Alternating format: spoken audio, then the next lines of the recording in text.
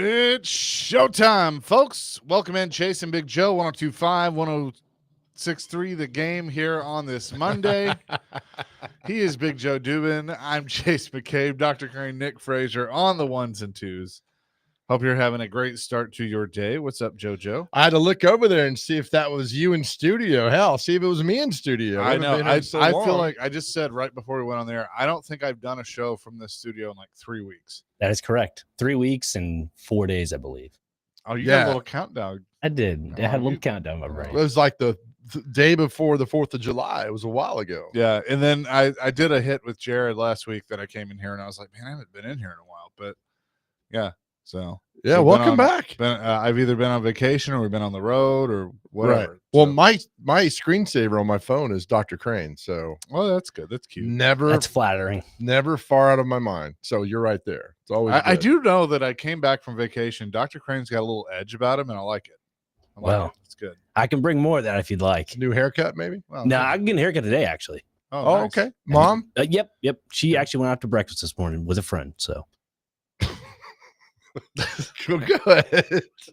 How was breakfast? I don't know. She's at the Loveless Cafe right now. So nice. Yeah. Well, can you find out how it was? Yeah, I can. And let us know a little later in the show. I can do great. that. Hi, Mom. What time's your appointment? My appointment, I don't have one today. It's just any first come, first serve. Okay. What if it's now? Well, then I'm just going to have to get an excuse, a little hall pass to Chase. Hey, I got to get a haircut. Hall pass. David James, we need you to fill in. You got it. Yeah. Now we can go zeros on the sides. I think I might go shorter on the top. I might go maybe a 1. I don't know. I might buzz some. I don't know. Have you just buzzed it off before? I have. I look pretty good. That's when I was more. What if you grow it out? We don't want to see that. But you can, right? Yeah, I've grown out my hair before. It looks like a mop. So fun fact, back in my younger and dumber days. So when Ryan Porth worked here, Joe may remember this. He like randomly one day walks in, and Ryan's one of those guys. He's always had a beard, kind of like me. And randomly one day he walks in and he had shaved it off, and we're like, "Whoa, what in the world? What did you do that for?" He looked 7. He looked 4. I mean, like it was like everything was just. It was like whoa. And so we somehow got into this. The show How I Met Your Mother was popular at the time, and Barney and Ted and all of them would make slap bets with each other. And I made a bet with him that you couldn't not shave your beard, not trim your beard or anything at all for 6 months. And he grew it out, and then he got to slap me. Oh, nice. Just slapped you anyway without growing it out. They're part of the deal. Yeah, but then I'd slap back. I couldn't slap back on the a little slap back on that. So like a clap back, right? On that. Something like that. But good times. Titans this is some new thing that I guess the NFL is doing, back together weekend. And so they were at the stadium on Saturday, had them a practice. Everybody and their brother now talking about Cam Ward and, this big throw that he made to Calvin Ridley and Tyler Lockett and just the accuracy there. And I'm like, hey, I'm happy. I'm glad that everyone's happy about that. Right. Let's put pads on. Yeah. We do it every year, though. Let's go up against another team. I mean, we do it every let's year. Go from there. We do it. They've done it every quarterback. Mettenberger, Mariota, Tannehill. I mean, we've all like, oh my God! It just so you're right. Yeah, let's see it. It sounded like Christmas already there. Well, hey, Wednesday we're having a big meeting down here. We're opening a whole new football operations. Come down and see us on Wednesday. If you that'll mind. be fun. Yeah, we have a lemonade stand set up. It's 2 for 1. You buy the first one, it's $1. The second one's $500. We got to pay for this facility here. I told that joke one time, and Poe got mad at me.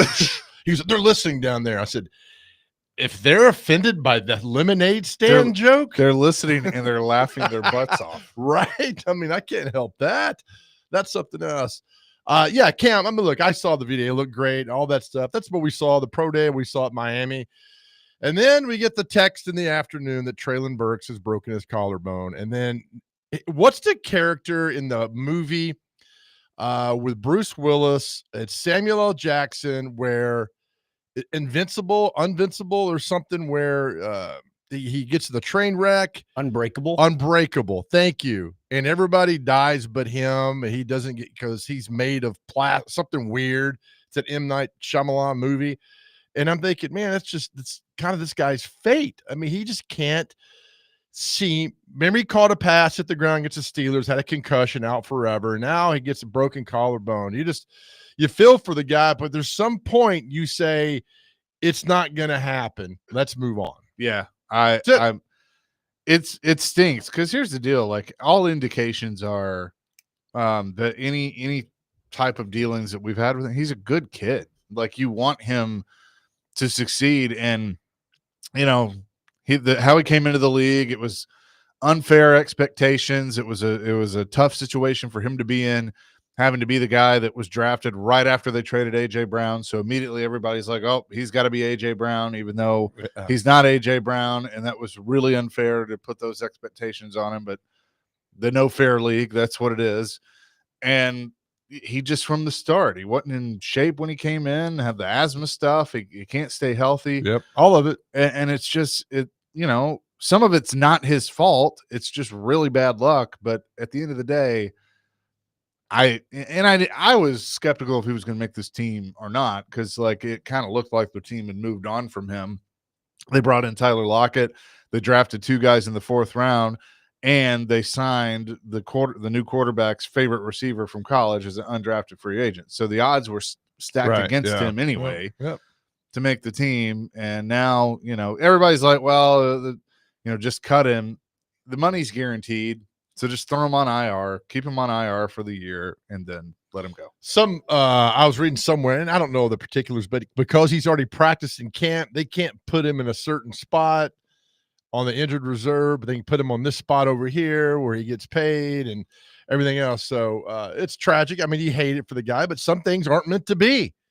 And his injury is a problem. Probably wouldn't have made the team anyway, but now it's even worse. So chalk it up and move on. But at the end of the day, it's the end of the day. No, at the end of the day, it'll go down as one of the worst trades in the last 25 years in the NFL. It will.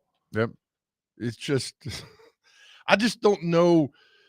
Was it a panic pick from John Robinson? I'd like to know. I don't know. I'd love to know what was like. Did you not have a list? I really like, I mean, God, I still want to know. And I don't know if we ever will. Right. I mean, again, there are layers to that whole thing that some I'm pretty sure we know, some we probably don't. Like, when did it happen? Like, when did he go to Amy and say, hey, on a Tuesday before the Thursday, and say, hey? Well, when did Jared ask him the question, do you think you'll trade AJ Brown? And he says, I don't foresee that happening. Wasn't that on like the Tuesday or Wednesday before the draft? Something. Yeah. It was like a day or two before the draft. Right. And he said, when he said the word foresee, I was like, uh-oh. I remember like going, oh no. So, all right. So after that, I mean, what was the conversation with Amy, and was Vrabel involved in that? Because we talk about Vrabel's reaction when that happened. He was ready to go to a bar fight. I mean, he was mad. So I just want to know if, like, all right, oh my God, clock's running down. Traylon Burks, take him. And then they got a guy. I don't know. I mean, look, the other thing, a lot of mock drafts going into that draft before the trade, I can't remember where the Titans were originally picking, had them taking Traylon Burks and had that, like, adding him to the receiving core. Which, again, this whole thing could have looked different. Now, if he doesn't stay healthy, it doesn't, but could have looked different if AJ's still on the team. You bring Traylon in to be, your slot guy or your second guy or whatever. But this is, I mean, it's just, that's the way, unfortunately, that's the way his story went. It happened and went down. So just the fall of this franchise so fast and down. It's just, it's mind-boggling. What is unfortunate about it is all of the good stuff that John Robinson did, people just forget about now. Like they don't recognize the Derrick Henry or putting a roster together that was, a number 1 seed or went to the AFC Championship. Like all that's out the window. Like even the Isaiah Wilson stuff was forgiven because nobody saw that coming. But now it's brought up because, like, I mean, look what he did. He drafted Isaiah Wilson and then he traded AJ Brown. Like all the bad stuff gets like brought Archie up. Bunker right there. I know. I have voices in my head. I think the Caleb Farley one doomed him. That was an awful, I think so. Awful pick. And then you couple that with uh, Traylon Burks, and then it's like, oh my gosh. He'll never say it because we know what kind of guy John Robinson is. I think somebody sold him on that. Yeah, a scout or On which one? on Caleb Farley. Oh yeah. I was like, man, I've talked to people. The back's going to be fine. Like, I think he's a really good player. We got to take him. right. Yeah. I don't. But it didn't work out. He's gone, and unfortunately, you're tagged with that. You're tagged with all those guys going on. All right, real quick. I got a question of the day for you. Okay. You don't know it. Dr. Crane doesn't know it. Yeah, I never know it. But either today or tomorrow, there's a big announcement happening in Nashville with Elon Musk. You seen this? The tunnel. They're building a tunnel, allegedly, from the airport to downtown Nashville.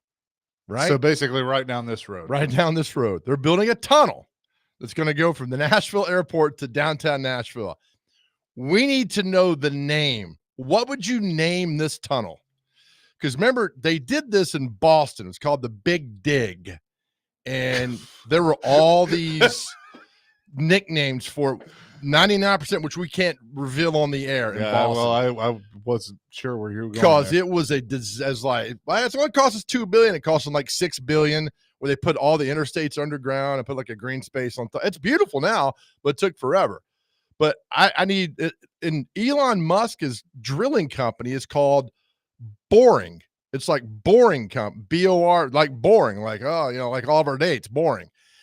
But that's the name. I guess that's what you do. You bore a hole in the air, in the earth. So I need to know the name. What's the name going to be of this hole, this tunnel from the airport to Nashville? I need to know. You guys are great. 615-737-1025 with nicknames. You guys were fantastic with them. Let us know. I'm just curious, when this announcement comes out, what's it going to cost and what's it going to be? 615-737-1025 is the phone number, our phone and text line, driven by WilsonCountyHyundai.com. One thing that I think they're going to learn is Nashville has a lot of limestone. Right. I mean, it's not like it's going to be built in a week. It's going to take years to do this. They're going to start digging this thing. Like, if you've ever tried to dig a hole in your backyard and then you realize, like, a lot of rock here. What do you use? I mean, you have like huge machines, I guess, that go underground to dig it. I don't know.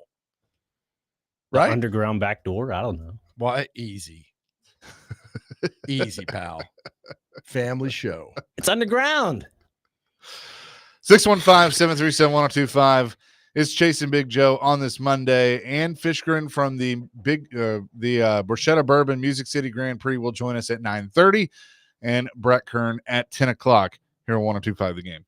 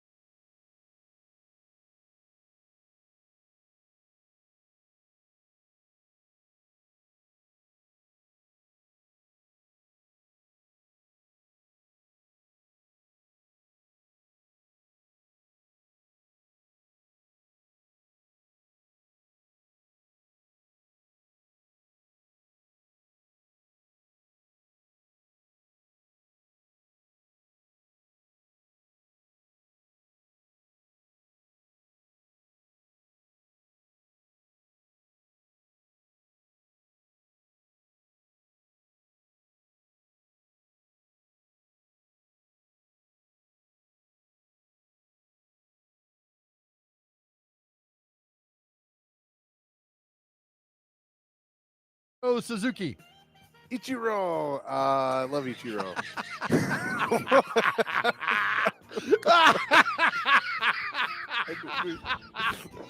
Oh my god.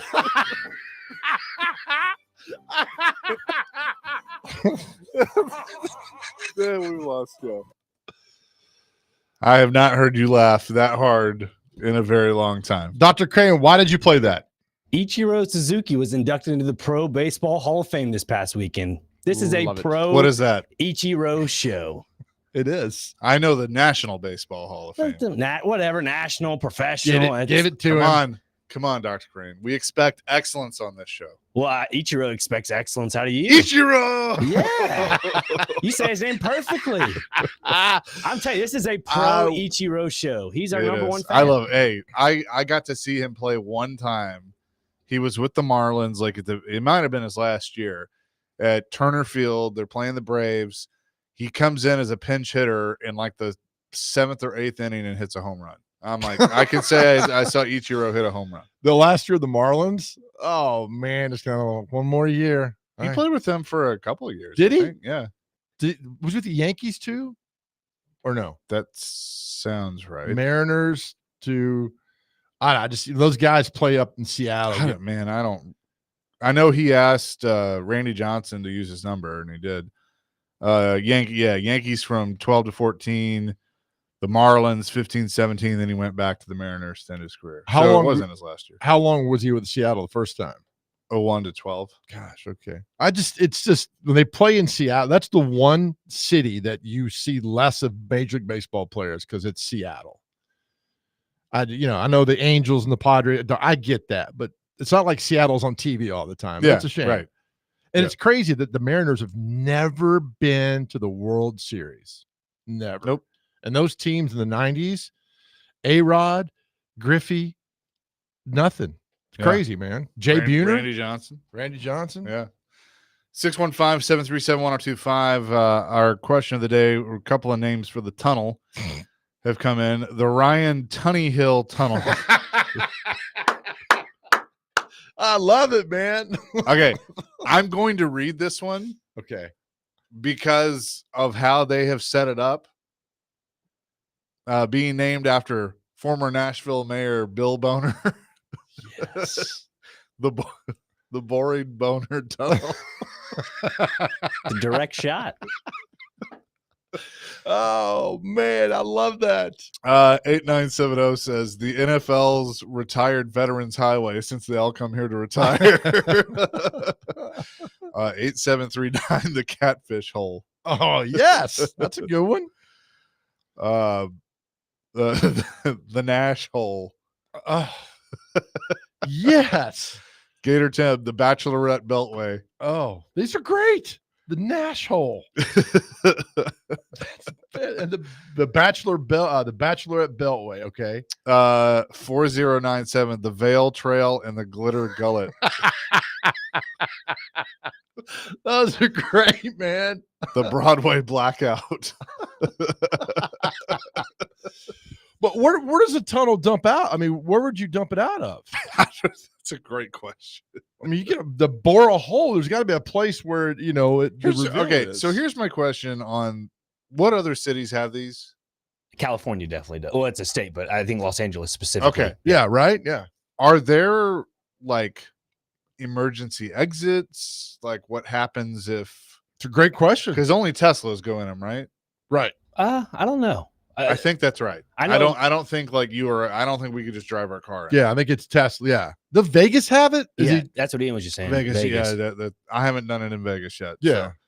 So, I'm curious, like, because I mean I'm good with tunnels and stuff, but like, I mean, I don't know. I'm curious about that. Well, it's when you go through the Holland Tunnel, Lincoln Tunnel, the times in New York, you're thinking if one tiny crack happens, I'm dead. And then, that floods, but it's not going to happen. I mean, those things are engineering marvels, but this thing would just go under Murfreesboro Road. I mean, no telling what they're going to find under Murfreesboro Road. This could lead to a sinkhole. I don't know. But are we talking 15 years? It's not like you get a shovel and, hey, go start digging. I mean, that's not how I it mean, look, happens. I do know, like downtown, I believe there are a series of tunnels that are already there. There are. You are correct. So why aren't we utilizing that? I mean, we have a major traffic problem that several mayors have now tried to figure out, and we're all like, well, we don't need that, but we need this. Oh, we don't need that, but we need this, and so that keeps happening. Looks like you were auditioning for Annie Get Your Gun on Broadway on that one. Good Lord. Well, it's in an auction. I feel like I sound like the old, like the I say, son. That's a great question. I know there are like tunnels from Cumberland River up to like I mean, Fifth because and Sixth couldn't Avenue. we have like a subway or a this That sounds good for lunch. tunnel system, or I don't know. There's got to be something, but I need to know where it's going to come out downtown somewhere. I mean, you can't under the river. I mean, I don't know. It comes out at the river. I mean, I'm too stupid to figure out anything else, but I just don't. This is a daunting task to happen. You could do. You could tear down Nissan Stadium, and they're going to build all this stuff around the new Nissan Stadium. But you could have like a little area where you grab the Tesla and hit the tunnel, go under the river, and head up to the airport. Okay, yeah. I mean, the fascination of building a tunnel under a river is always like, holy hell. I want to know, like, I am fascinated by that because the ones in New York and like other, like, how do they do this? Like, I thought about this. We've done the drive to Key West, right? Yes. I just went to Pensacola, and that bridge is like 2 years old. Like, it's new, and right. the old bridge. Like, I'm fascinated by bridges and like seeing the old bridge and everything, like how they do it. Yeah, I am like too. How do you like pour concrete into water? Like I'm fascinated. Same way, man. Evidently the water even not ferments, but like bolds or brings the forget it. I know what I'm talking about. It does something with the concrete. It makes it strong, and the water does. So I don't know. I read that as well, but yeah, keep the names coming in for the Elon Musk tunnel he's going to build from the airport to downtown. 9355 said Boston did it with the big dig, and it took 20 years. 20 years. Tommy says the money wastes the lefty highway. No politics. Who's paying for this? I mean, is he and the city? I don't know. Well, I don't know why he would, but is the city paying for that? I don't know, because you always say the solution we talk to people is go high. I don't hate the concept. No, I mean, like again, we're out of room, so right. Like you either have to go up or you have to go down. Like that's kind of the only. Well, for example, we left Wednesday. We left Titans training camp and came back over here to the station by the airport, and we arrived at the same time. And I got out, and I told you, I said, been in that traffic. I feel like I've been in a fight for 45 minutes. I was supposed to be here for an 11:30, and they're like, "Hey, where are you close?" I'm like, "You live here, right?"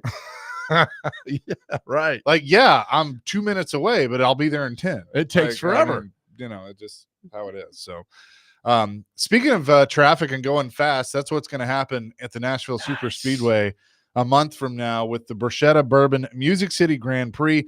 And Fishgren, the president of the Bruschetta Bourbon Music City Grand Prix, will join us next. Tell you all about that great event here on Chasing Big Joe, presented by the Omni Nashville Hotel, 102.5 The Game.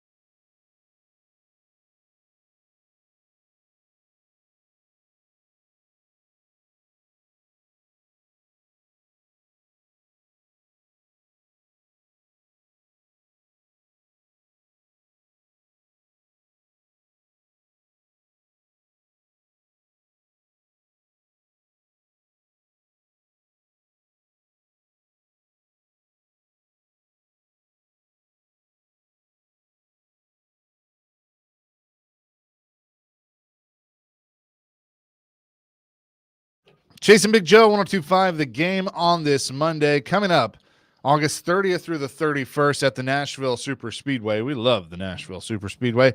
It's the Borchetta Bourbon Music City Grand Prix. You just heard it in the racing update.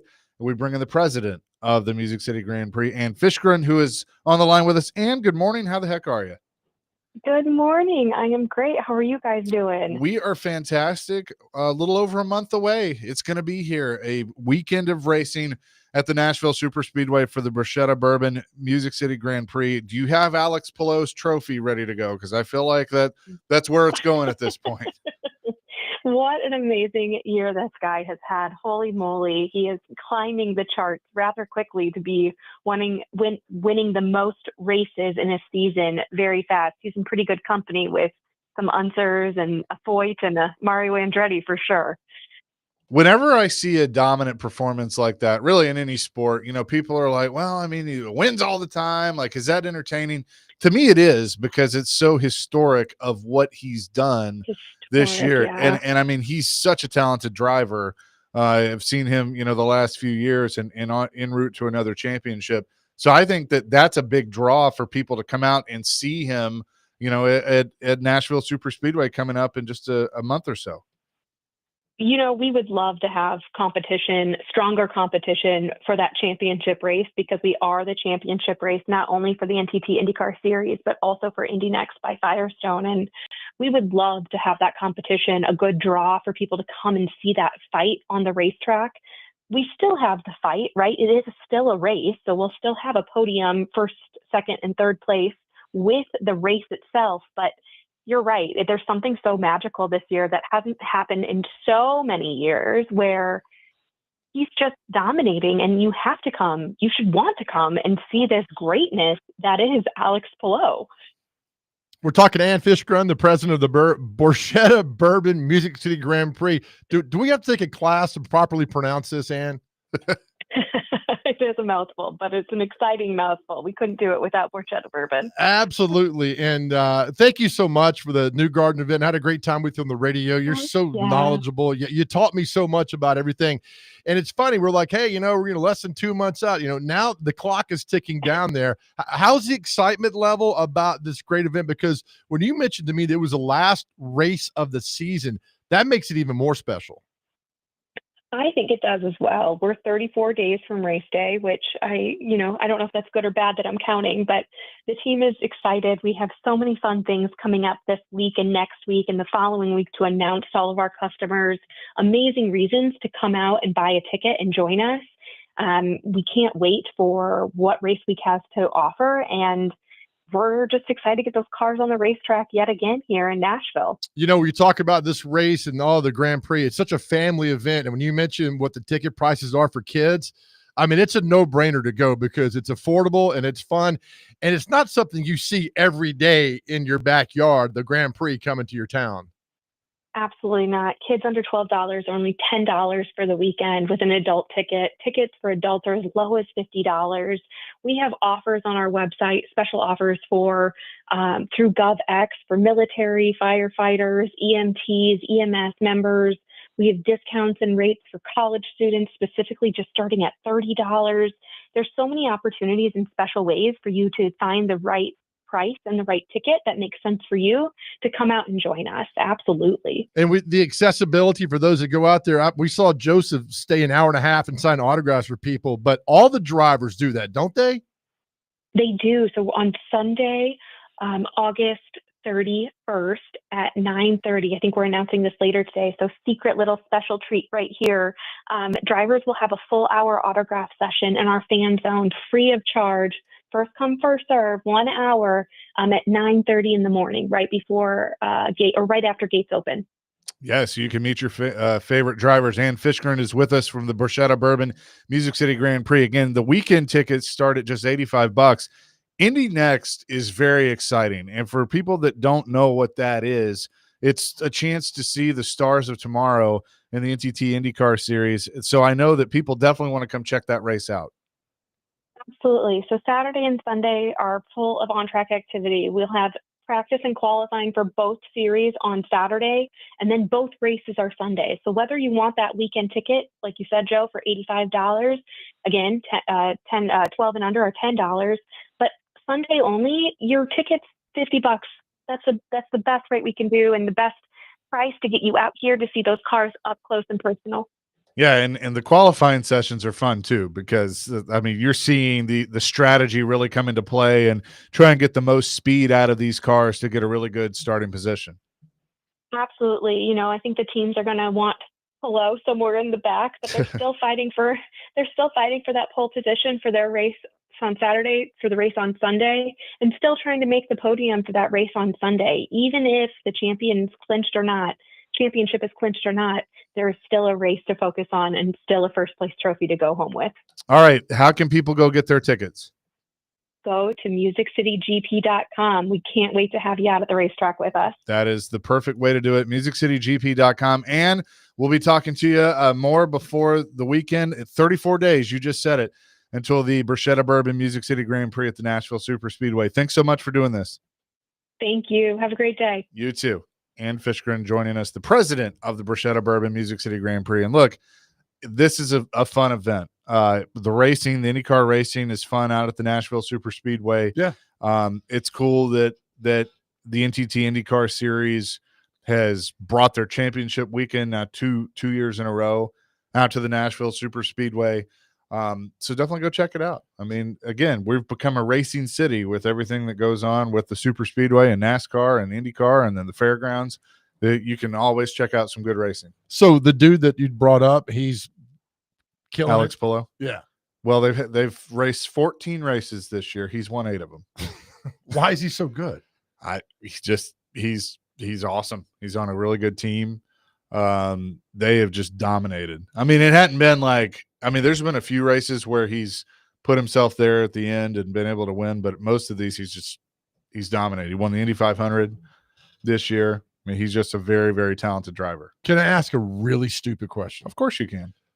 In NASCAR and IndyCar, is it the same engine for all? For like both series? Well, let's take the IndyCar, for example. Do they have the same? I mean, I know the body style. Is everything the same? Pretty much.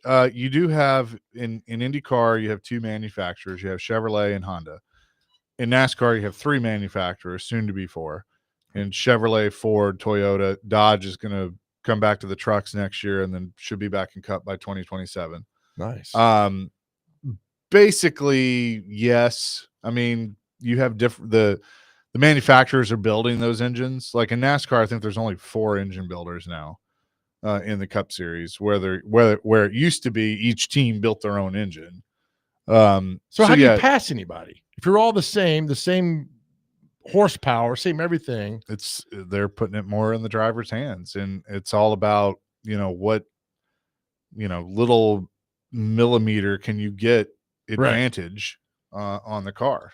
That's why they're so strict on the rules in both series of like, if anything seems off because they feel like you're trying to cheat to get an advantage, they get you. Well, I remember we said it with Ryan Blaney, who was in studio before he won the race. I said, when you win a race, you do all the spin outs and everything. Are you afraid that you might do something? So when your car goes to post-race inspection, say, this fell off or that wasn't there, I'd be scared. He's like, no, I do my burnout and go. And I know I'm not doing anything wrong. I'm like, oh God, I'd be scared to death.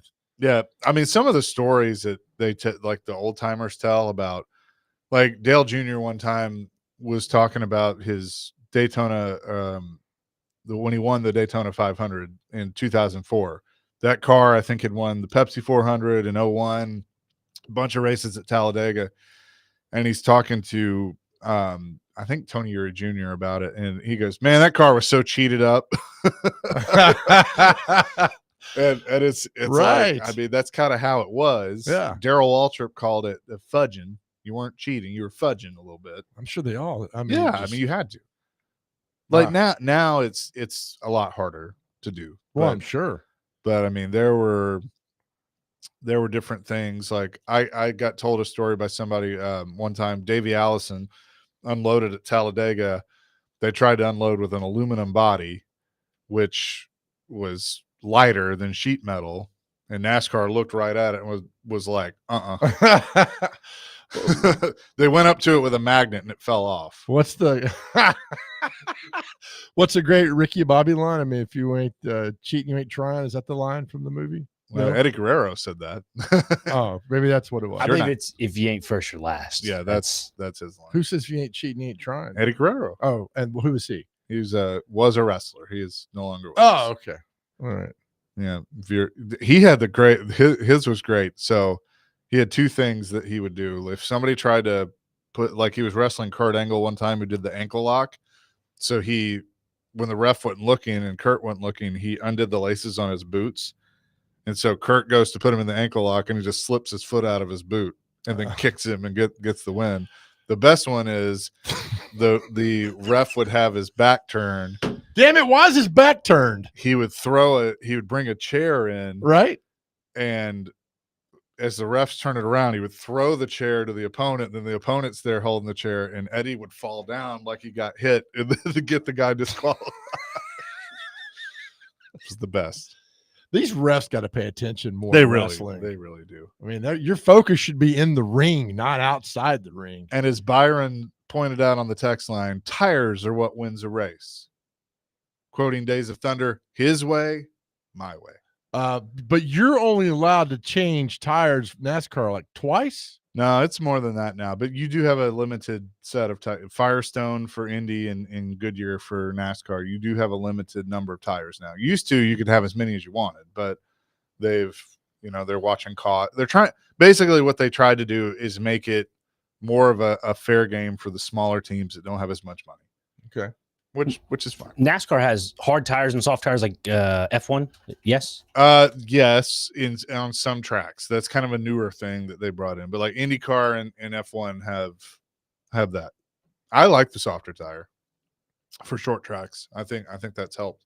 All that. I mean, there's so much more than just getting behind the wheel and Oh yeah, going around in circles. Well, you can hear more about this on Chasing Checkers Love coming that up show.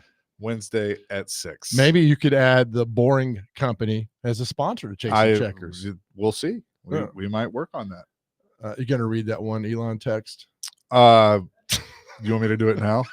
Well, our question of the day is, Elon Musk is building allegedly a tunnel from downtown Nashville to the airport with his Boring Company, and we need a name of that tunnel. We need a nickname of that tunnel. Right now, the leader in the clubhouse is calling it the Nash hole. Yeah, that's pretty winner. good. Chip from Mount Juliet says Elon's company can bore 1 mile per week 600 times faster than others. That must be why he has a lot of kids. There you go. We'll have more on this. And the Titans on the practice field. Chasing Big Joe, 102.5 The Game.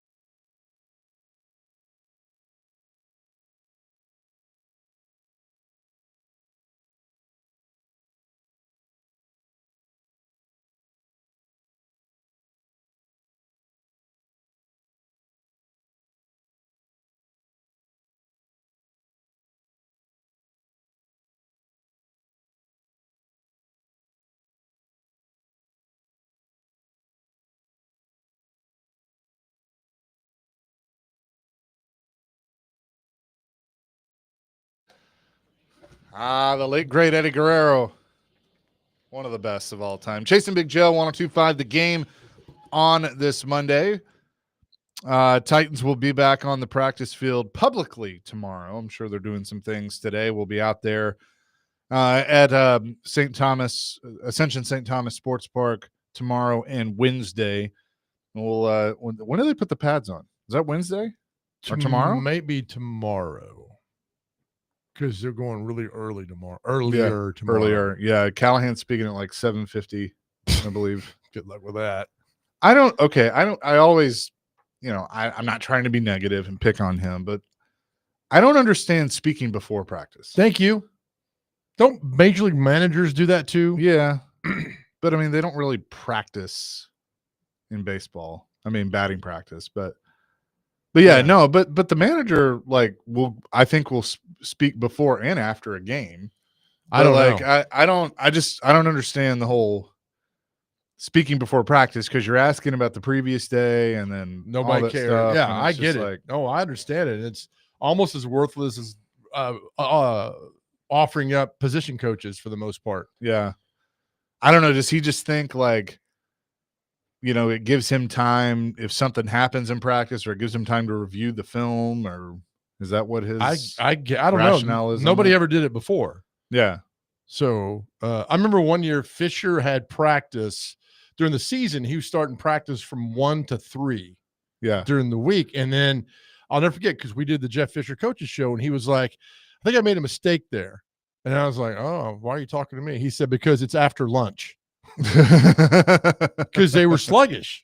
He goes, now we moved it back up. We practiced before lunch. He goes, and we had to redo everything because, we had 2-a-days, and then now you're down to one practice and all that goes on. So we figured out in the morning is the best before these guys could eat. It was interesting, and we should get him on soon to talk about some of this. But when he and I were talking in Albany, he was telling me how his view of things changed, throughout the years of coaching, as he, obviously learned more, and things changed with nutrition and, all the pressure that these guys were under. And he adjusted the schedule because he realized that kind of doing things the traditional way sometimes of, you come in for film on Monday, you're off Tuesday, you go heavy on Thursday.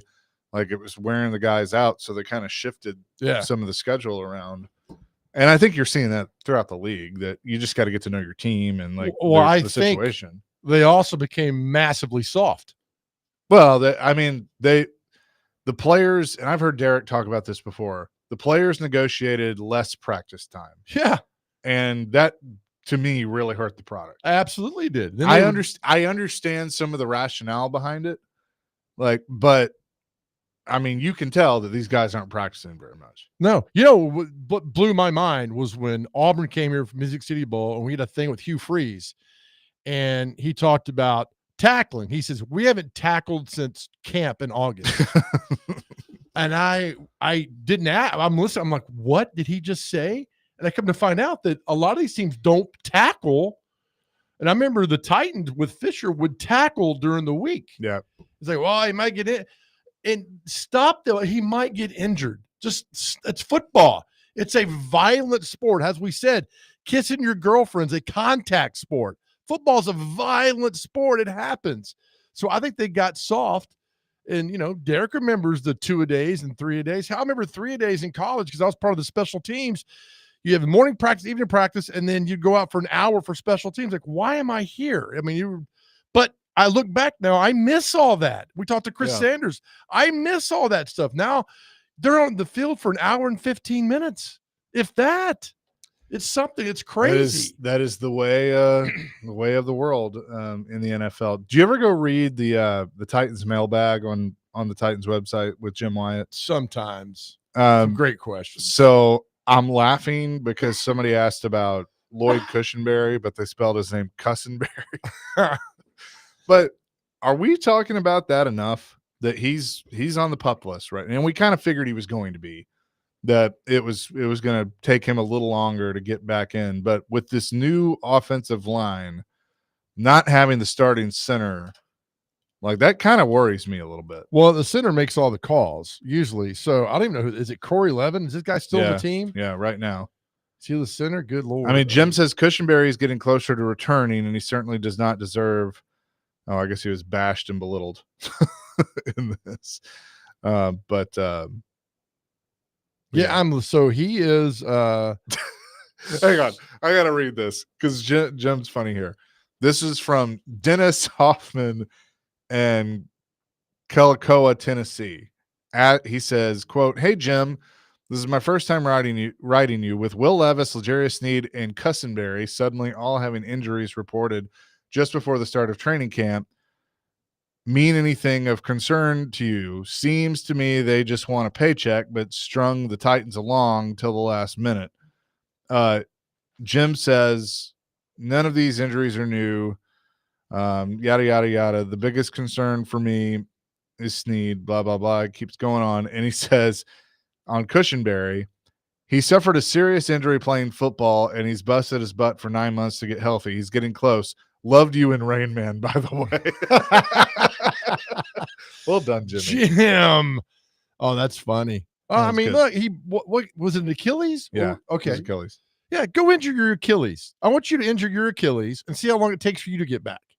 I don't care if you're making $1 an hour or $1 billion an hour, right? It's a terrible injury. It's difficult. That's my biggest fear. And Dr. Crane, we've talked about this. My biggest fear is the Achilles injury. Right now, at 56 years old, that's my biggest fear.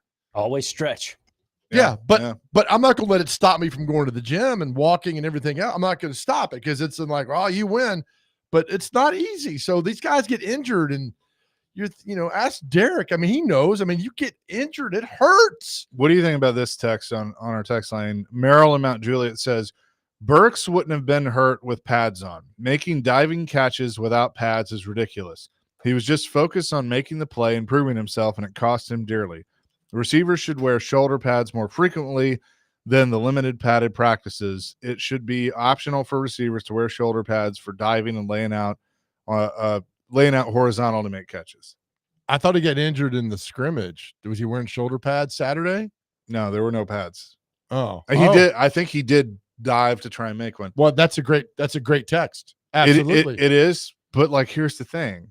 Like, I'm not going to fault a guy for, I mean, I get it. He's not wearing pads, but he's not thinking that. He's trying to make a play. He's trying to make the team. Yeah, you're right. So, I mean, I can't fault it. It sucks. It's a sad thing, but I can't fault a guy for trying to go the extra mile to make a play, even though, I mean, and you may be right. They may need to look at that and say, hey, receivers at least put some protection on. Yeah. I don't know. I don't know. Some people are just injury prone. Because here's what would have happened to Merrill's point, and that is a great text. So thank you for weighing in. Let's say, let's rewind that play. And I can't remember the exact play, but the ball's thrown, he's got a shot at it. And let's say he doesn't lay out to make that catch. You know what's going to be happening then?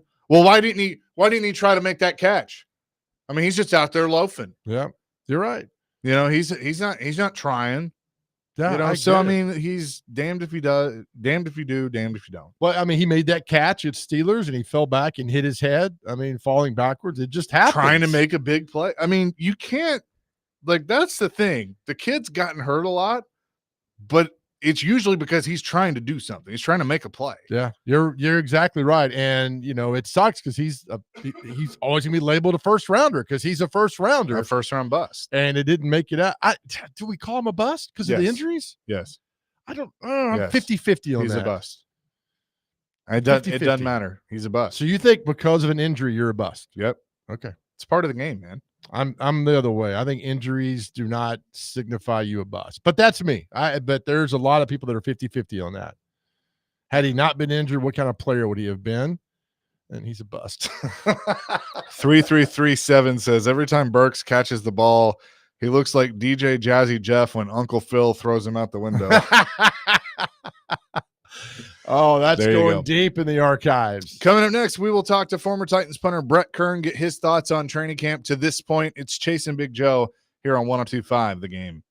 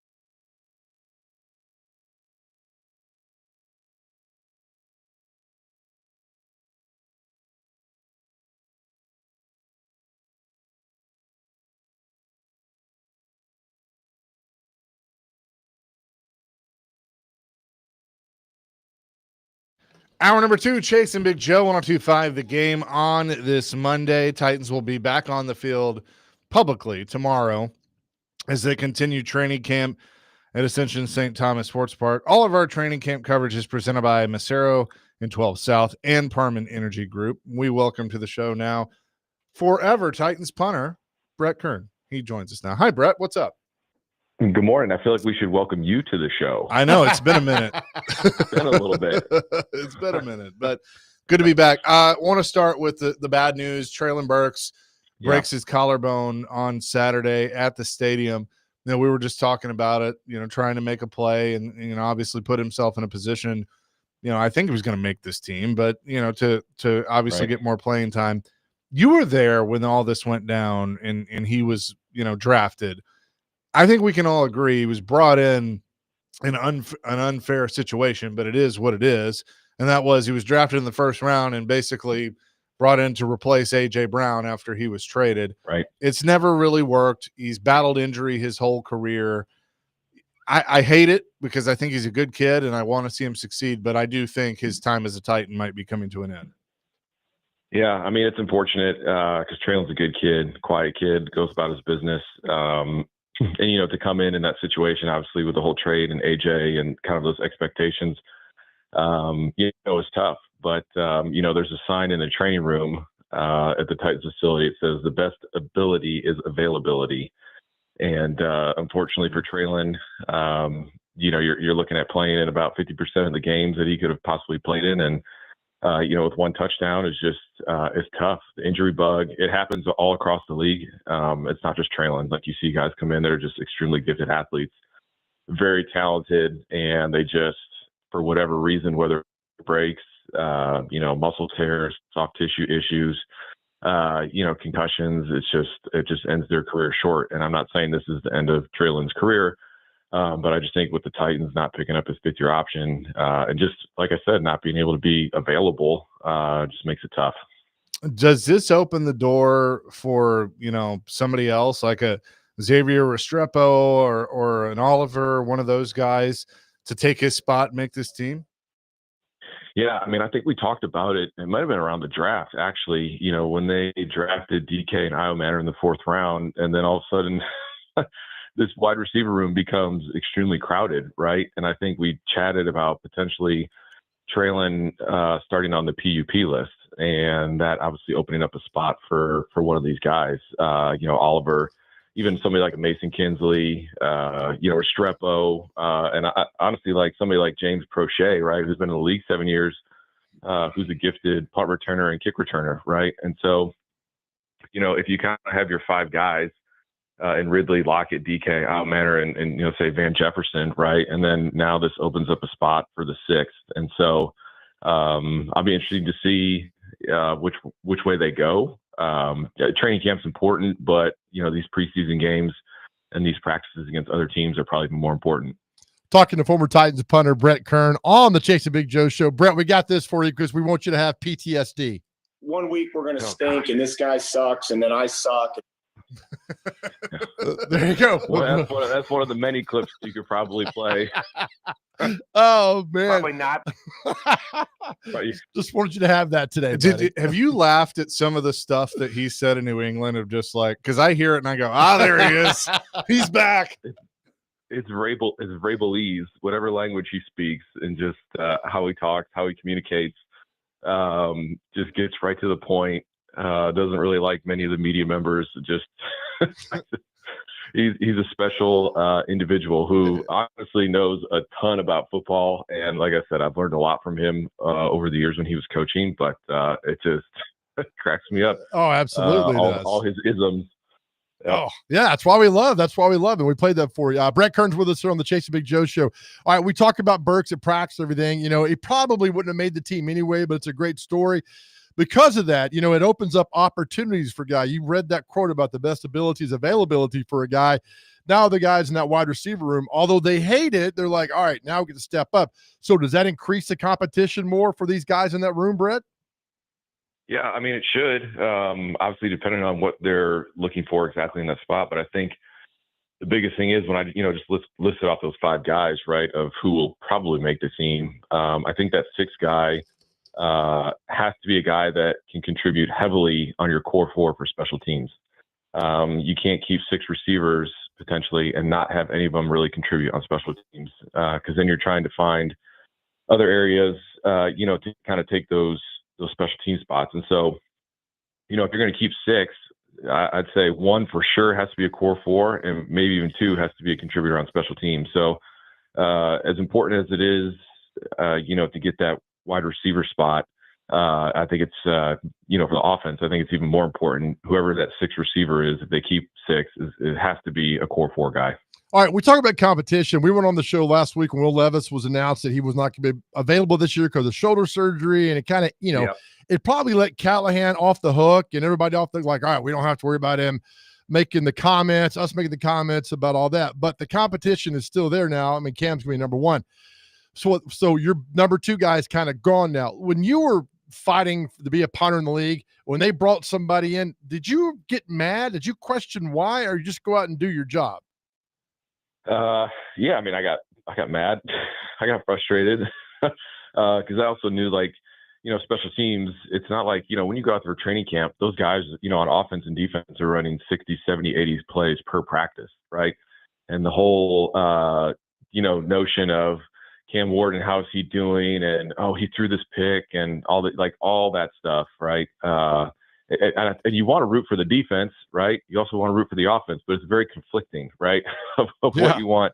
Who do you want to do well? Like Cam throws a pick to Cody Barton. It's like, oh, darn, Cam, why'd you do that? And then you're thinking, well, great job by Cody to recognize, what he was doing and what formation they're in and all that. Anyways, but all that to say is special teams, punting, you might have a 10-rep period, and that's every 3 days.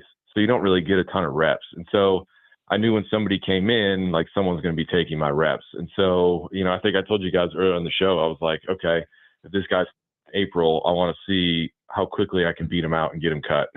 that was kind of my goal.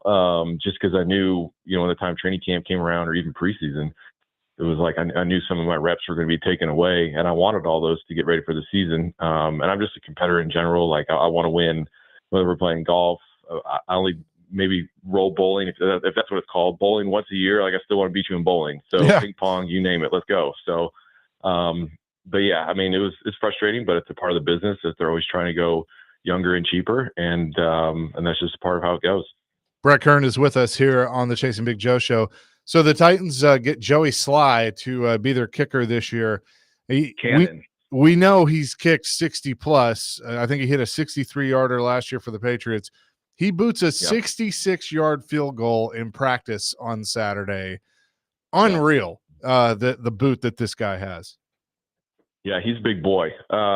Strong, like really strong. I remember when he came into, I think it was Carolina, his rookie year, I think it was 2018, and just watching some preseason film, and kickoffs were going like 5-6 deep into the stands, and it was just really impressive. And so the crazy thing is about the one that he hit on Saturday, that 66-yarder, that thing was still a quarter of the way up the uprights.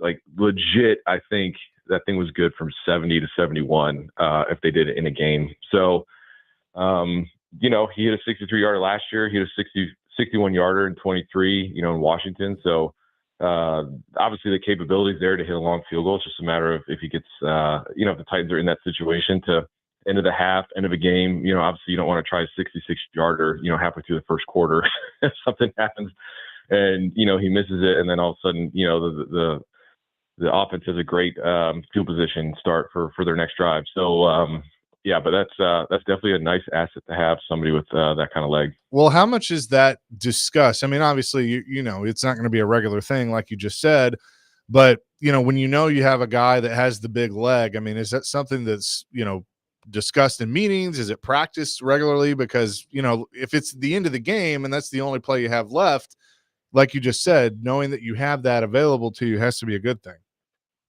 Yeah, I mean, really, when you think about it, if you're end of the half, end of the game, and let's say the other team kicks off, right, and it's a touchback, and you're on the 25, and in essence, you only have to go 25 more yards to potentially have a try at 3 points, right? I mean, that's pretty good, for Callahan and calling plays and all that kind of stuff, knowing that, hey, look, we don't have to down to the opposite 30 or the opposite 25 to put ourselves in a really good chance for a field goal. I mean, really, if we're looking at 3 first downs. If we can get 25, 30 yards and our kicker can hit it from 60, 65, we don't have to drive it as far. I mean, obviously you'd like to go as far as you can to make it a higher percentage field goal try, but knowing that you have that leg capability in your back pocket is a pretty nice asset. Brett, let me ask you this. We could spend all 2 hours just banging on this football team of this and that. They're not good. What excites you about this football team right now? Honestly, I think it is just, Cam Ward and the potential. And I say potential just because it's, you're looking at a 17-game season. Hopefully he can stay healthy for all 17 games. Obviously he's going to go up against some pretty good defenses along the way. But I just think anytime you have a number one pick, especially a quarterback, and if that can work out, and he can show that he can do it, on a relatively consistent level and not be a repeat offender in the sense of, hey, I was rolling across to the right, I threw across my body, right back, kind of that Mahomes to Kelsey thing. And people forget, like, when they show the Mahomes to Kelsey thing, that's like a highlight, right? Plenty of times if you're watching the Chiefs every Sunday, Patrick rolls out to his left or his right and he makes those throws, and somehow it doesn't get intercepted, or it's incomplete, or he dirts it, right? It's not like every time that just happens. And so Cam just, trying not to be a repeat offender in the mistakes that he makes. And even when he, threw that interception to Cody Barton, like, he went over and asked him, like, what did you see? Like, a different kind of, like, okay, I'm trying to obviously do it through an offensive lens, but I want to know what the defense is seeing as well. Like, did I tip it? Were my eyes in the wrong place, right? Was he looking at my hips, the way my hips were turned to where I was going to throw? And so, like I said, I think if Cam can show progress, show that he can be a starting quarterback on this team, like, then all of a sudden you have your quarterback for the next, how many years, and now you can start really building your roster around your quarterback, and that's exciting. When you started talking about the positive, you cut out for a second. I thought Vrabel tried to cut the line on us right there about the positivity. With that being said, I know the answer to this question. I'm going to ask it anyway. How monumental is that opening game against Denver, Brett? Yeah, I mean, it's huge. I mean, and it's opening week too in Denver, tough defense, tough place to play. Yeah, I mean, it's huge, but it's not like the end all be all, right? I mean, if he goes out there and makes a mistake, he's going to make mistakes, right? Like I said, I think the big thing that you want to see is that he's not a repeat offender, kind of making the same mistakes over and over again. And, and the mistakes that do happen, that he can learn from them and then build upon it for the next week, and the things that he does well in the game, because he will do some things that I think will be great in the game. And I think just building upon those as well. But, it's one game out of 17. And then the next week you play the Rams, and then it's just, you got to take it week by week. But it's definitely a good litmus test to kind of see where we're at, early on in the season, going forward. Brett, great stuff. Looking forward to the conversations now that there's actual football to talk about. So it'll be a lot of fun, but thanks. We'll talk next week. All right. Y'all have a good week. You too. Brett Kern, former Titans punter, joining us here on the program. Coming up next, I went on the Sports Grid show last night, and they asked me, when looking at this football team that has so many issues, what is the brightest spot on this roster? Oh. And I'm going to be honest with you. I gave an answer, and I think it's the right answer, but I struggled because obviously they have a long way to go. We'll discuss that. I'll get Joe's answer to that question coming up next here on Chasing Big Joe, presented by the Omni Nashville Hotel. And of course, we are broadcasting from the Busy Bee Plumbing, Heating, and Air Conditioning Game Nashville Studios, home of the $99 yearly Beehive membership, where the buzz is always about great service.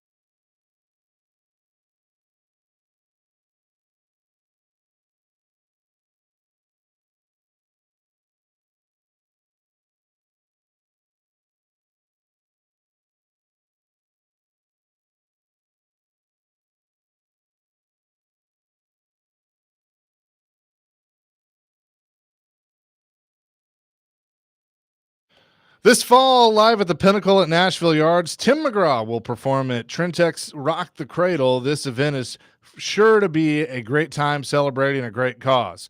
Proceeds from the event will support newborns and moms at Ascension St. Thomas Midtown. Get your tickets now at rockthecradlenashville.org. You can weigh in on anything we're talking about on our phone and text line, driven by WilsonCountyHonda.com at 615-737-1025. Kevin in Muletown says, I think he meant Super Bowls or MVPs. It says Cam Ward will win 3 Heismans before his career is over. Book it. I don't think he's eligible for that anymore. Kevin, you're better than that. Come on, man. Got a lot of optimism with Cam Ward. So I went on Sports Grid, which one host was in Boston, one was in Vegas, talking about the AFC South last night and the odds in the AFC South. Obviously, the Titans are at the bottom. Nobody really expecting them to do anything. Their win total is 5.5 on the season, which is probably right at it. And they asked me, what is the bright spot on this football team? And my initial response was, it's a loaded question. But I said interior defensive line. That was Jeffrey Simmons and Tavondre Sweat was kind of where I went first. And then I kind of made the comment that I think that as bad as this defense was last year, I almost think there's a little more hope on the defense than there is the offense. And I don't even believe that. Like, that's just where I'm at on this team. So how would you answer that question? I'd go, I think the skill players are fine. I think Tony Pollard's a good running back. I think Ridley is a really good receiver. If he gets a compliment of Tyler Lockett or somebody can help out, I think that there's a lot of positives there. But you just said the key word there. But if, yeah. Because you're right about Pollard, but nothing behind him has been good. Nope. Tajay Spears, I had a lot of excitement for. He ain't done anything. And so what do they got other than Tony Pollard in the run game? And then Lockett is I like Lockett. I like the signing, but I don't expect 1,000 yards from him. He looks good in camp. And I know it's camp. I get all that. I think he's still got a lot of gas left in his tank, man. I hope he has a kind of a resurgent year, because he's going to need to, because they just don't have a lot. Like, they have Ridley and then him. And then you're hoping, one of those 4th round picks does something. I will tell you this. I know it's early, but when Cam runs a bootleg, he ran a naked bootleg the other day, and he got past everybody and was just sending bullets down the field. It was great watching that. But until we see into the game, I'm not going to say that guy's got a lot of promise. I'm excited about that. But I don't know if they get on the same page. But right now, you might be right, man. It's Simmons and Sweat and those guys, but that's 2 players out of 11. I have a challenge for everyone when talking about this team. See if you can talk about this team without using the word if. It's impossible. You can't. No, it's impossible. Because every answer that anybody gives about the Titans right now is, well, if this happens, if they have 3 or 4 good receivers, if one of the tight ends steps forward, if Cam Ward turns out to be the right guy, if the secondary. But don't a lot of teams have this? They do. But are you saying? I think a lot of them do. Are you saying with Kansas City, if Patrick Mahomes is any good? But look, they lost a lot on that offensive line. If that line isn't good, Sure. There's a lot that goes on. Yeah, I know. But you take out the 4 or 5 teams who are going to be in the Super Bowl, the Chiefs, the Eagles, and the Bills, those usual suspects that happen right there. I think there's a lot of questions for a lot of teams that go on, but there are some foundational pieces on this football team going forward that they've got to build upon. You could bang on Skoronski all day long. He was really good. He's coming into his own as a good guard. He was quietly good last year. Yes, he was. Yeah. But it's a guard. So you don't pay attention to the guard. And don't say guard. you do, because you don't. And I know all that stuff. So I don't know. That's why we talk about that first game. They go and win that first game. But they've done it before. I don't think they do. They did it with Wisenhunt when they beat Kansas City in 14. It's like, oh my God, they beat Kansas City, but it's pre-Mahomes. Yeah. And then they proceeded to, the bed the rest of the season. So there's a lot of things there. But I just focus on that Denver game and winning that Denver game and how much that Denver game means to everybody along the way. Ken Whisenhunt's in the Pro Football Hall of Fame for first games. He is, right? Like the 2014 and then 2015 with Mariota. He was. That's right. Winning big games like that. So I don't know. We'll see. But next week it starts with they can have a great practice this week. That's fine. The Bucks, you'll start seeing, you'll peel away little things like, he wasn't good there. He was great there. I mean, that's really when I'm going to be able to give you a better. That's what's kind of funny about all these, and we all do it, but like shows across the country that want to have people on to preview other teams and talk training camp and everything. You can't really give a true evaluation until pads go on and they go up against somebody than themselves. Yes. Next right. week. So next week, like, other shows out there, call me next Friday. Like, it doesn't even matter about the preseason game. Like, but call me after they go through a week of practicing with Tampa, and I can give you a better idea. I get it, and that's the whole thing. I always default back to a guy I played junior college with. He could bench press 505 pounds. He squatted over 600, and like, this guy is great. He looks good. Terrible player. Yeah. Terrible player. Couldn't get it done when pads happen to go on there. In the moment, he was terrible. So let's see what happens in the moment. What can go on. Until then, let's guffaw at all the great passes and the moments and all that, but put the pads come on. That's when it happens. And so we'll see a little bit tomorrow. There'll be some fighting tomorrow, some shoving and all that other good stuff, but it's going to be fun. It's going to be hot in Tampa. Get kicked out of practice if that happens? Not. They'll probably kick out the punter. Because Callahan Johnny Hecker, get out of here. Because Callahan knows the punter won't whip his ass unlike Simmons will. I think next week in Tampa, it's going to be blazing hot. It's hot here, but when we put pads on and you go get somebody else, it's even more detrimental for everything that goes on. So we'll see what this team is made of next week. Early returns next week. Yep. This week's Nashville's best deal is Prince's Hot Chicken. Speaking of hot, Nashville's original hot chicken, bursting with heat and flavor. There's nothing better than the original. For a limited time, grab half off a $25 gift card at theGameNashville.com/deals. More coming. Chasing Big Joe, presented by the Omni Nashville Hotel here on 102.5 The Game.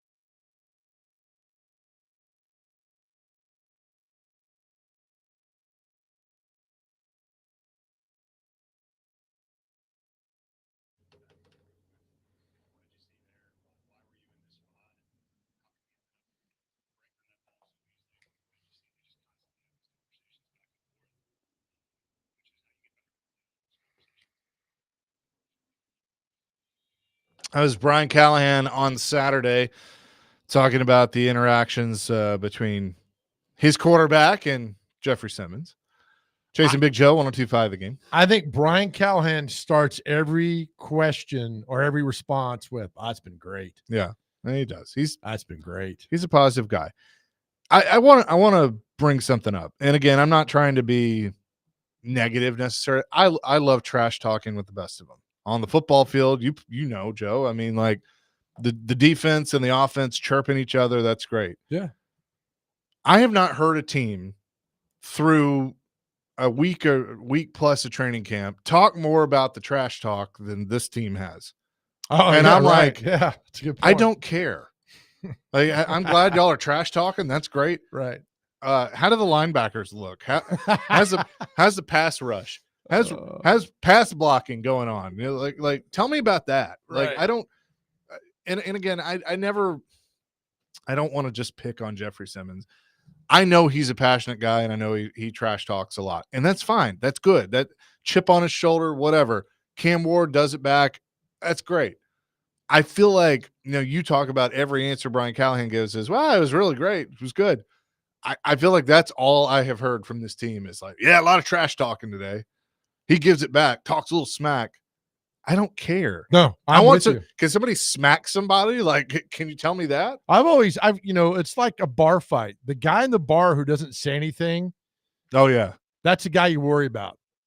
The guy who runs his mouth, he's the guy that gets his ass kicked. The guy who doesn't say anything, quietly goes about his business, that's the guy you worry about. So yeah, they can try. I mean, it's just, yeah, I get all that stuff, whatever. But when you're sitting there, like, it's fine. 2-9. I mean, yeah. I would rather hear chirping than nothing. Like, I get that. Like, I'm not saying don't do it, but I just feel like that's all and again, that's why I'm just like, can we put the pads on? Because that's all we've talked about. Well, it's so funny, the pads on now don't mean as much because there's no like that. Yeah, you can't breathe on the quarterback. Like when David Stewart with the Titans would play right tackle, he'd get in a fight every day, because he would beat the guy's ass across from him, and they'd get mad and hit him after the play, and then he would just bring the hammer down. Former Mississippi State lineman there, Dr. Crane, for you. Big country. So those days are pretty much gone. Now the fighting's like, oh, stop it, guys. I don't know. I'd like to see an all-out brawl tomorrow. Okay, just because so some guys getting beat in those drills. I'm glad you brought that up, because we both agree that if you fight in practice, you get kicked out of practice. That's how I feel. Yes. You throw a punch, you're out. However, I'm not saying that I'm totally against it happening. Like, maybe not a full-on, like, beat the crap out of each other, but like, if things get heated and one of these new offensive linemen, like if J.C. Latham got in Jeff Simmons' face and they pushed and shoved a little bit, I'm okay with that, because that tells me that you're both out there hustling. Yeah, you're both out there giving a crap about your job, and that the passion is there. It's but again, you throw a punch, and I think if I'm Bill Callahan, I'm telling these offensive linemen, like, hey, I want you to get under 98 skin. Yeah. Because you got to test him, because he's got to hold that back during the game. Yeah, I like that stuff. Like, that's good. But again, if Simmons or whoever, anyone throws a punch, Brian Callahan's got to do it right this time. Throw their ass out of practice. Right. Make them go to the weight room. Make them go to the sand pit. Whatever. I think it happens now. I think he's gotten enough, bleep for it. Yeah. From all of us that he probably will. But I mean, I've asked after that happened, you talk to people, I talk to people, and every coach at any level is like, yeah, you toss him out. We said that immediately. Like, he should be gone. You brought up Latham and Simmons fighting. Would that not be like King Kong versus Godzilla? I mean, those guys would tear downtown. I'm gonna be honest with you. I'd pay to see that. I mean, these are two massive. Like, if they wanted to do a celebrity boxing match for charity, right. I would pay to, especially now that they've both like chiseled up and gotten leaner. I'd pay to see that, because that's sumo wrestling. Yeah, well, not even that. I mean, I think they got enough athleticism that it could be like a heavyweight UFC fight. I mean, That's a lot of meat right there. Huge. I mean, those both. I mean, Simmons looks great, and Latham. We talked They to both him they both do. last Tuesday. Was like, holy cow! Like when he man. sat down, and by the way, meat hooks for hands. But when he sat down, I was like, "Damn, brother, you looking good." He great. I mean, dropped all the weight, 30, 40 pounds. Both of them have Simmons and. But I keep looking over your head at the TV screen. Tyra Banks is on. I mean, she is Tyra Banks. She is just stunning. Have you seen? She's more beautiful now. She's gotten older than she was 20 years ago. Have you seen the Family Guy Star Wars episode? I have not. So it's one of my favorites. It's the spoof of Star Wars, right? And I watched you were in there. We watched the show recently where they talked about that George Lucas and 20th Century Fox gave permission for them to do it. Oh yeah. All that stuff. There's a scene. Remember on the Death Star they had the little droids that looked like little trucks that kind of ran around. I guess, yeah. Yeah. And so there's a scene in the Family Guy one where they're walking through the concourse and one of these little trucks comes around and Brian Chewbacca like growls at him and he goes like, "Holy bleep!" and turns around and runs back to his friend. Yeah. And they're talking to each other. I was like, "Man, you're not going to believe what I just saw." And the other one goes, "Tyra Banks." He goes, and he's like, "No, but I don't even remember what I was talking about now. You got me thinking about Tyra Banks." That's what that just reminded me. I'm of. sorry. Gosh, she's gorgeous. Oh man. I don't even remember what we were talking about. Oh, JC Lloyd Cushenberry. No, sorry, JC Latham and Jeffrey Simmons. Yeah. Fight. Beat. Man, a lot of man meat is Pat McAfee likes to say. Oh, okay. You Put a skillet to shame. I don't know. Have you eaten olive skillet yet? I had a pork steak last Thursday. It was pretty good. Two of them. Nice. I know I've said it before, but I don't see McAfee's things because he has me blocked on Twitter. So I appreciate when you guys give me Pat McAfee stories because I'm blocked and I don't know why. And one day I'll ask him and then we'll see why. But until will then, you ask him why you're blocked in your Peyton voice? Yeah. Man, I was trying to see something talking about you on the radio the other day. And they were saying, you said something funny about me at a blackjack table one time in West Virginia, and I want to know what you're talking about, but I can't go to your Twitter account. All right, man. How about that Red 18? Was that? Yeah, Red 18. That goes on. Yeah. If you've never seen, like, actually, it's a fantastic story. I don't know how much of it's actually true, but if I don't care. True, pretty good. Like, so the short version is McAfee's in the casino. He gets his money out. He's going to play roulette. He's like putting like all his numbers out there, and all of a sudden, everybody like you see like a crowd, and it's because Peyton has walked into the casino, and Peyton just walks by. Pat McAfee is like, "Hey man, how about that Red 18?" And literally the ball's spinning, and McAfee's like, grabs chips, throws it on Red 18, and sure enough, it hits Red 18. Oh, I hope that's a true story. I hope it is too, because it's a fantastic one, for sure. Faux show. Coming up next. We'll tell you what day it is and celebrity birthdays.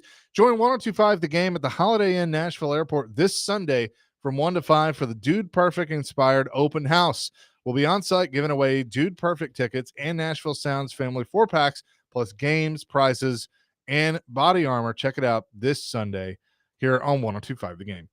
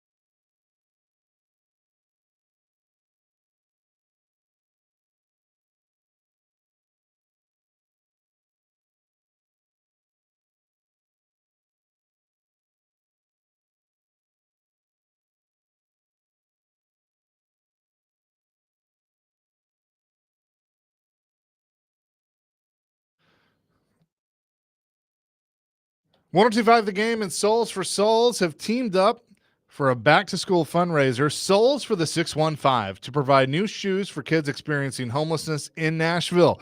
You can help a child in Middle Tennessee step into the new school year with confidence by donating just $20 for a new pair of athletic shoes.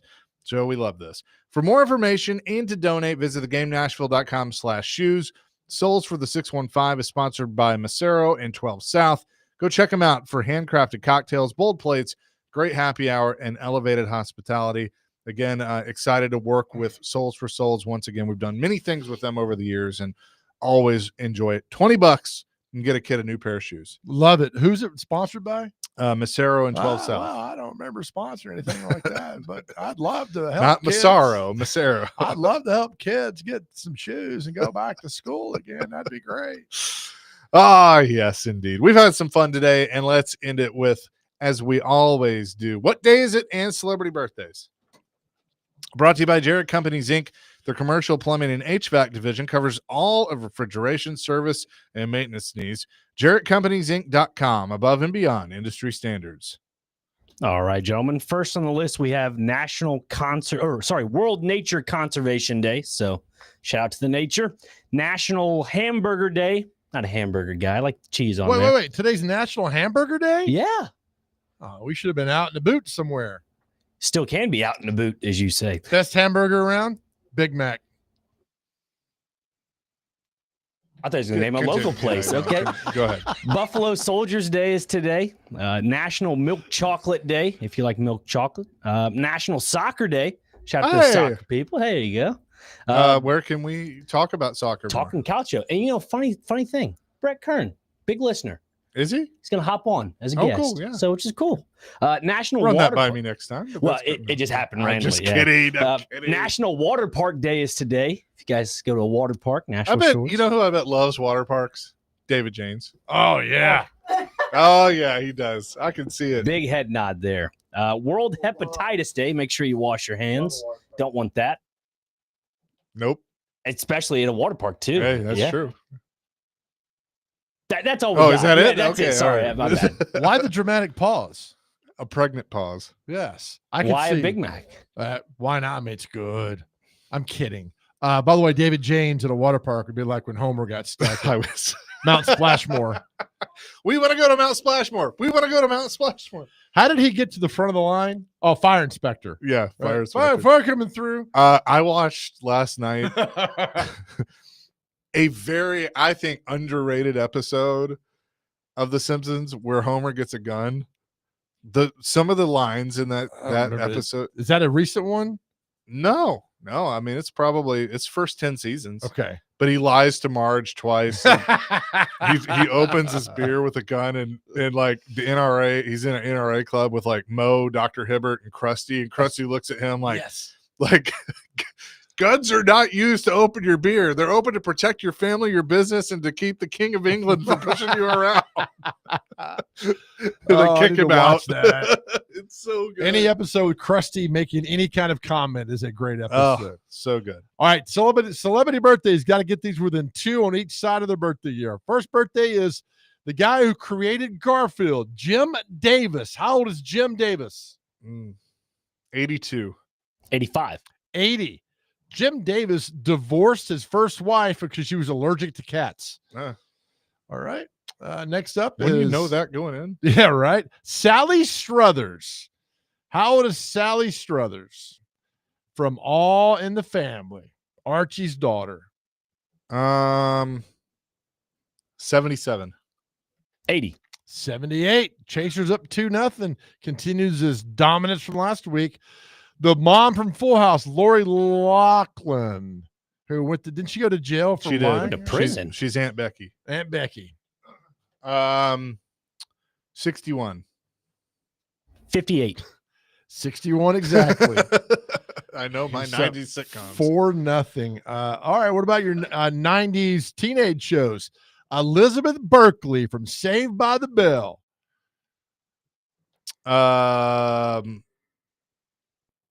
54. 52. 53. That's a push. Okay, go some more down here. CBS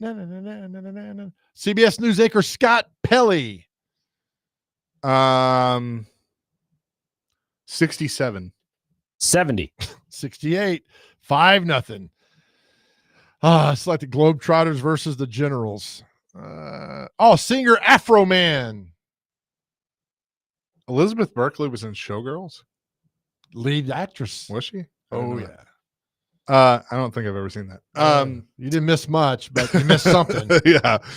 Afro Man 47. 52. 51. Dr. Crane's on the board. 5-1. Lead singer of Papa Roach, Jacoby Shaddix. Jacoby. Friend of 1029 The Buzz. I would say he's 48. 49. 49, exactly. Nice. 5-3. Where'd he go here? Actor John David Washington. That's Denzel's son. 35. 32. 41. Wow. Goodness. All right, sports birthdays for you. Bill Bradley, former senator from New Jersey, great basketball player. Bill Bradley. 77. 68. 82. Former Chicago Bulls coach who got fired by Michael Jordan, Doug Collins. Also coached him in Washington. Doug Collins, I'm going to say is 80. 82. 74. Dana White, UFC. 56. 57. 56 exactly. Chase up 7-3. Manu Ginobili, the former Spurs basketball player. Love Manu. 46. 48. 48 exactly. Dr. Crane still punching. 7-5. We're down to our last two. Houston Texans head coach D'Amico Ryans. Today's his birthday. 41. 38. 41 exactly. 9-5. Our last birthday. I'm gonna butcher his name because I don't remember how it's Zach Parise. Zach Parise. Chase, if you hit this, double digits. 41. 42. Oh, Dr. Crane. Too bad. Chase got it. He's 41. Chase wins. God, you're on a tear. 11-5. Thank you. Double digits once in 2 years. Double digits 3 times in less than a week. What day is it? Celebrity Birthdays brought to you by Jarrett Companies, Inc. As we say goodbye, Dr. Crane, I'm sorry to do this to you, but let's give away a pair of tickets to see Nelly at Ascend Amphitheater on Tuesday, September 16th. Might have to go check that show out. When is it? Tuesday, September 16th. Nelly at Ascend Amphitheater. Caller number 3-615-737-1025. You can win those on the way out. Had a lot of fun today. We'll be at Titans training camp tomorrow. We will. For a few moments here, let me steal the mic from you. There was a guy that passed away last Friday. To a lot of us that grew up in Nashville, meant a lot to us. A guy named Don Baskin. He was a youth baseball coach for all of us that lived in Dawson, Hermitage, and Mount Juliet. Great man. Really took a lot of us under his wing. For me, I was a terrible baseball player, but didn't matter at 13, 14 years old and 15. He was a great man. A lot of us are mourning the passing of Don Baskin. If you know Don and his family, Don passed away on Friday. Great man, great youth baseball coach that meant a lot off the field to a lot of us in the community. For me, without a dad growing up, that guy stepped in and took me to baseball practice, bought me a baseball glove, and I was an absolute awful baseball player. So, Don, God bless you. I know you went to heaven, my man, because you were a great guy. So, God bless you.